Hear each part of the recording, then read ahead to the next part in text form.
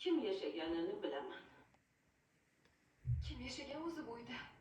Bu uyning nima siri bor? Kim yashagan? Hozir.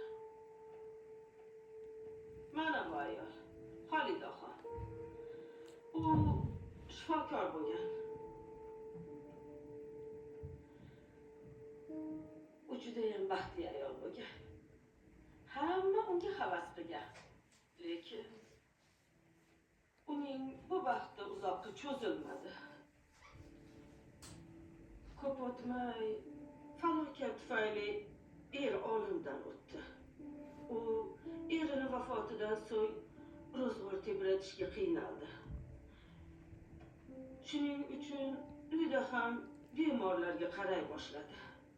Dardga esa qo'sha keladi deganlaridek. Uning hayotidagi yolg'iz quvonchi o'g'lidan ham ayrildi. Bu falokatdan so'ng uning xayoli biroz parishon, odamovi bo'lib qoldi. U deyarli ko'chaga chiqmas edi. Ammo bundan 10 yilcha oldin barchasini unutish uchun hatto jihozlari bilan uyni sotib ketdi. Va boshqa bu mahallada ko'rinmadi.